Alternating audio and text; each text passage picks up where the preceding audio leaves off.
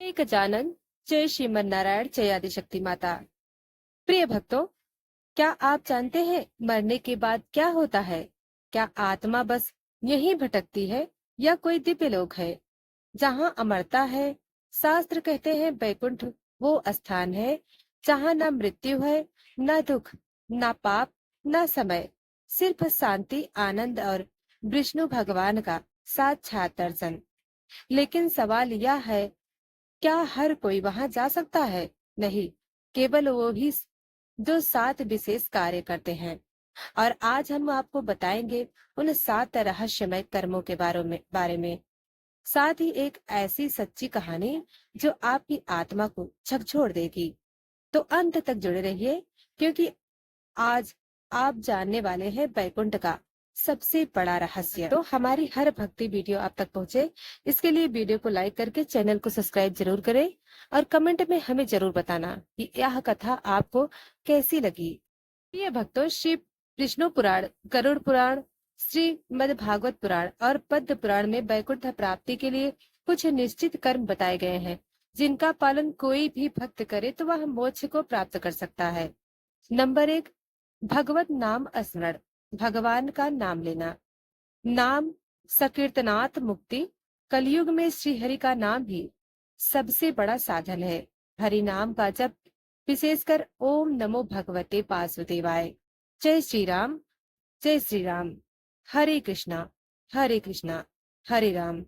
हर रोज जितना संभव हो भगवान के नाम का जप करें, यही द्वार है वैकुंठ का। नंबर 2, विष्णु भक्ति नित्य आराधना। भगवान विष्णु की प्रातः पूजन, दीपदान, तुलसी अर्पण और शंख ध्वनि से आराधना करें।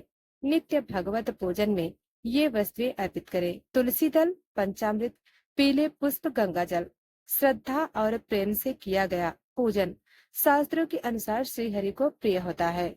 प्रिय भक्तों, नंबर 3, भगवत गीता का पाठ, भगवत ज्ञान। भगवत गीता महापुराण को वैकुंठ का द्वार कहा गया है।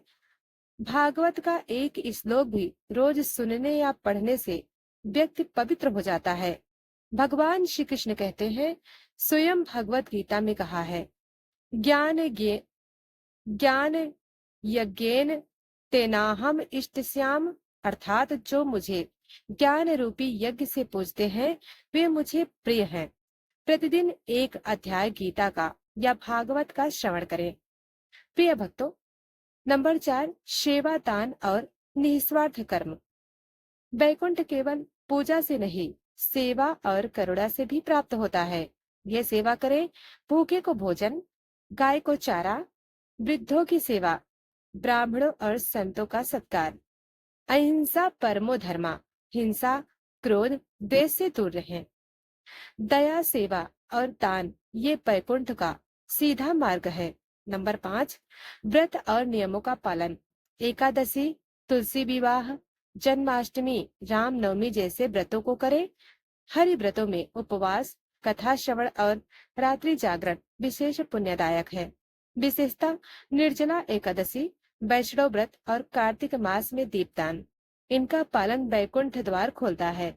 व्रत केवल शरीर का नहीं, मन और इंद्रियों का संयम भी है। नंबर 6, संत सत्संग और तीर्थ यात्रा। संतों का संग, भागवत कथा का श्रवण, हरि कीर्तन, ये भक्त की चेतना को शुद्ध करते हैं। तीर्थों में विशेषकर बद्रीनाथ, जगन्नाथपुरी, द्वारिका, वृंदावन, श्रीरंगम, तिरुपति बालाजी, इन स्थानों पर दर्शन और सेवा वैकुंठ को प्राप्त करता है। तीर्थ नहीं जा सके तो अपने घर को तीर्थ बनाए हरि स्मरण से। नंबर 7, भगवत चरणों में पूर्ण समर्पण। अंतिम और सबसे श्रेष्ठ कर्म, भगवान के चरणों में पूर्ण समर्पण। अहंकार, लोभ, मोह, द्वेष सब त्याग कर बस यही भावना रखें, हे नाथ, मैं आपका हूँ, मुझे स्वीकार कर लीजिए। जैसे सबरी, गजेंद्र, अंजलि माता, भिलनी, उन्हें समर्पण से प्रभु को पाया। समर्पण के बिना वैकुंठ का द्वार नहीं खुलता। प्रिय भक्तों, वैकुंठ कोई दूर लोभ नहीं। जहाँ हरि नाम है, सेवा है, भक्ति है, वही श्री हरि का धाम है। ये भक्तों, इन 7 सरल लेकिन पवित्र कर्मों को अपनाकर अपने जीवन को वैकुंठ के योग्य बनाएं। श्रोताओं, वैकुंठ प्राप्ति के लिए 7 जरूरी कर्मों के बाद अब एक गहरी प्रेरणादायक पौराणिक कथा प्रस्तुत है। बहुत पुरानी बात है। काशी नगरी में एक अत्यंत दरिद्र ब्राह्मण रहता था। उसका नाम था बंसीधर। वह ना तो कोई विशेष यज्ञ कर पाता था, न कोई तीर्थ यात्रा, ना ही बड़े बड़े व्रत। उसके पास था केवल एक पुराना माला, टूटी हुई तुलसी की मंजरियां और हृदय में भगवान विष्णु का गहरा प्रेम। हर सुबह वह गंगा स्नान करता और एक छोटे से मंदिर में बैठकर घंटों तक केवल यही मंत्र जपता, ओम नमो भगवते वासुदेवाय। उनकी दिनचर्या थी गली के बच्चों को गीता की 2 पंक्तियां सुनाना, गायों को रोटी देना, जो अन्न मिलता उसका पहला भाग तुलसी के पत्तों के साथ भगवान को अर्पित करना। एक दिन एक पंडित ने उसका उपहास उड़ाते हुए कहा, अरे बंसी, तो बिना यज्ञ, बिना व्रत, बिना तीर्थ बैकुंठ जाएगा? ऐसा कहीं होता है? बंसी ने मुस्कुराकर कहा, बैकुंठ क्या है पंडित जी? जहाँ हरि का नाम है, वही मेरा बैकुंठ है। कुछ वर्षों बाद एक दिन बंसीधर का निधन हो गया। गांव के लोग सोचते थे, यह तो ना धनवान था, ना कोई पंडित, क्या इसे भी बैकुंठ मिलेगा? लेकिन जब उसकी चिता जग सजाई गई, तभी आकाश में दिव्य ध्वनि गूंजी, जिसने हर दिन मेरा नाम जपा, भूखे को रोटी दी, गाय को चारा दिया, जिसने सच्चे भाव से तुलसी और जल अर्पित किया, उसे लेने स्वयं विष्णुदूत आएंगे। और सचमुच चारों दिशाओं से प्रकाश फैला। आकाश से विष्णुदूत उतरे। उनके हाथों में शंख, चक्र, गदा और पद्म था। वह बोले, बंसीधर अब पाप मुक्त है। उसने भगवान विष्णु के चरणों में 7 कर्मों को अपनाया है। नाम स्मरण, सेवा, दान, ज्ञान, व्रत, संत संग और समर्पण। उसे अब वैकुंठ ले चलो। लोगों की आंखें भर आई। जो उसे गरीब समझते थे, वह धन्य हो गया। उसका जीवन बन गया प्रेरणा का उदाहरण। प्रिय भक्तों, वैकुंठ धन, यज्ञ या विद्या से नहीं मिलता, वह मिलता है सच्ची भक्ति, सेवा और नाम स्मरण से। आज हम भी यदि 7 सरल कर्मों को अपनाएं, तो हम भी बंसीधर की तरह श्री हरि की कृपा पा सकते हैं। प्रिय भक्तों, अब आइए श्रवण करते हैं गजेंद्र मोक्ष। जब एक हाथी को मिला बैकुंठ लोक। बहुत पहले, बहुत समय पहले, इंद्रदुम्न नामक राजा था जो विष्णु भक्त था, लेकिन अपने कर्तव्यों और व्यवहारों में अभिमान हो गया था। एक दिन जब ऋषि अगस्त्य उससे मिलने आए, वह ध्यान में लीन था और ऋषि को उचित सम्मान नहीं दे पाया। ऋषि ने क्रोधित होकर उसे श्राप दिया, तो अपने अभिमान सहित हाथी के रूप में जन्म लेगा। राजा ने विनती की तो ऋषि बोले, जब तू सच्चे भाव से श्रीहरि को पुकारेगा तो वे स्वयं तुझे मुक्त करेंगे। राजा इंद्रदुम्न ने गजेंद्र नामक हाथी के रूप में जन्म लिया। एक दिन वह अपने पूरे झुंड के साथ एक सुंदर झील में जल क्रीड़ा कर रहा था। तभी झील के भीतर एक मगरमच्छ पूर्वजन्म में गंधर्व ने गजेंद्र के पैरों को पकड़ लिया। गजेंद्र ने बहुत कोशिश की, अपना बल, अपनी शक्ति, अपना झुंड सब आजमा लिया, परंतु वह मगरमच्छ से छूट नहीं पाया। जब उसे कुछ नहीं सूझा, तब उसने ऊपर आकाश की ओर देखा और हृदय से पुकारा, हे नारायण, हे श्रीहरि, हे परमात्मा, मेरी रक्षा कीजिए। गजेंद्र की पुकार इतनी सच्ची, भावपूर्ण और निश्चल थी कि भगवान विष्णु बैकुंठ से तुरंत गरुड़ पर सवार होकर उस झील पर आ पहुंचे। उन्होंने अपने चक्र से मगर को मार गिराया। गजेंद्र को मुक्त किया गया और उसे उसके पूर्व जन्म की याद दिलाई। फिर बोले, गजेंद्र, तेरा यह शरीर अब छोड़, तू मेरे धाम में प्रवेश कर, जहाँ ना कोई भय, ना मृत्यु ना पाप। गजेंद्र का शरीर वहीं गिर पड़ा और उसकी आत्मा प्रकाश बनकर श्री हरि के साथ बैकुंठ चली गई। प्रिय भक्तजनों, गजेंद्र की तरह हम सब भी संसार रूपी झील में हैं और यह संसार के मोह, दुख और कर्मों का मगरमच्छ हमें जकड़ता जा रहा है। अगर हमें वैकुंठ चाहिए तो बस एक चीज जरूरी है, निश्चल भक्ति और हरि की सच्ची पुकार।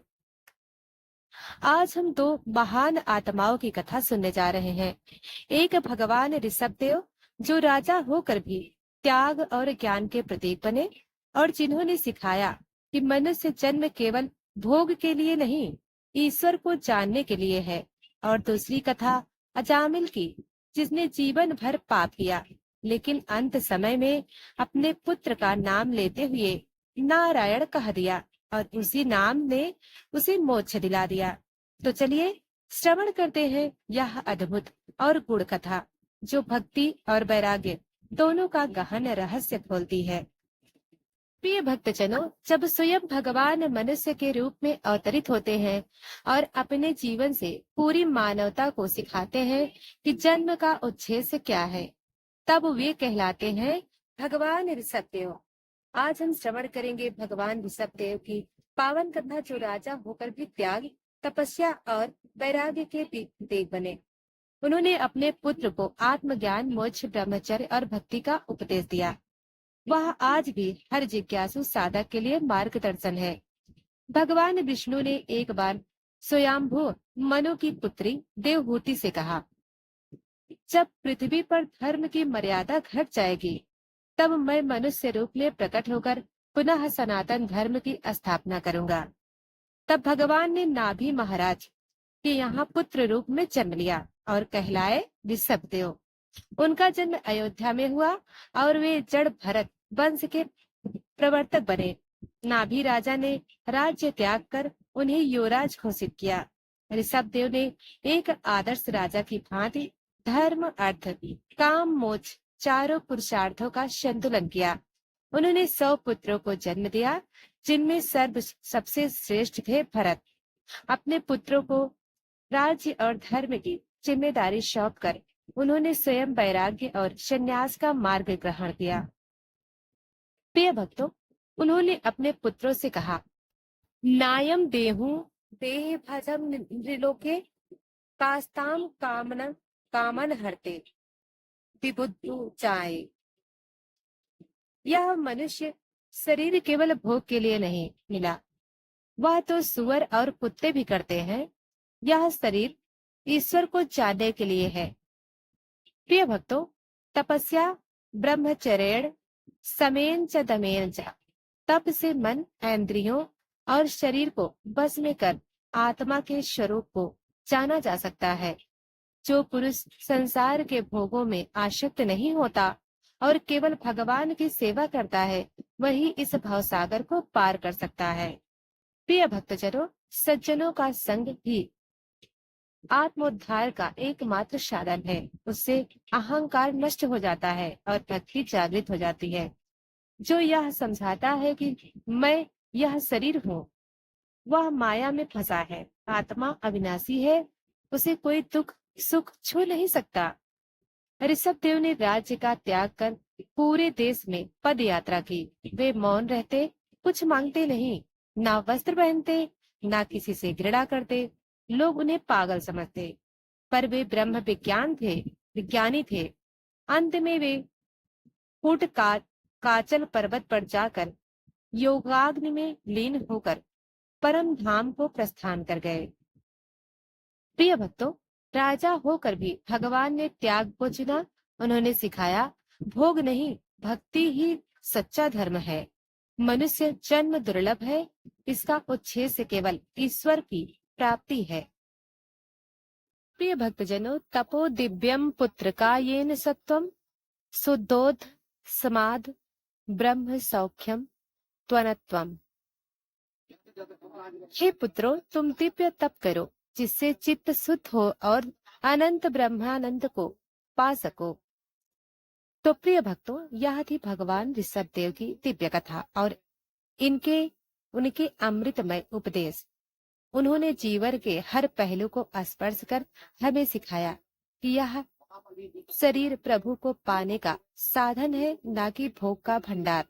प्रिय भक्तजनों, अब श्रवण करते हैं श्रीमद् भगवत महापुराण स्कंद 6 अध्याय 1 से 3 तक। जब धर्मराज के यमदूतों ने एक पापी को ले जाने की कोशिश की और उसी क्षण भगवान विष्णु के दूत आ गए तो पहली बार मृत्यु के सेवक को रोक दिया गया। आज की कथा में हम जानेंगे, जब यमदूत लौटे और यमराज से प्रश्न किया, प्रभु, क्या अब हमारा धर्म बदल गया? क्या अब कोई पापी भी नरक से बच सकता है? और तब यमराज ने उत्तर दिया, वह भक्ति, नाम स्मरण और परम धर्म की सच्ची परिभाषा बन गया। प्रिय भक्तों, अजामिल की मुक्ति। अजामिल ने अपने अंतिम समय में अपने पुत्र नारायण को पुकारा, लेकिन वही नाम था भगवान विष्णु भी। जैसे ही नारायण शब्द उसके मुख से निकला, यमदूत उसे ले जाने आए, लेकिन तुरंत विष्णुदूत वहां प्रकट हुए और बोले, यह मनुष्य अंत समय में भगवान नाम ले चुका है, अब यह हमारा है।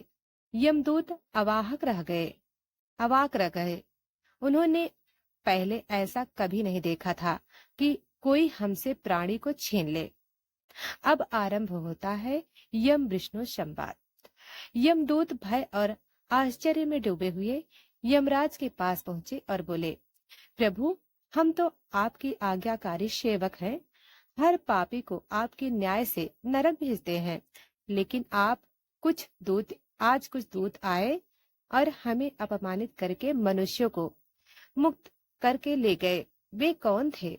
यमराज का उत्तर, सच्चा धर्म क्या है?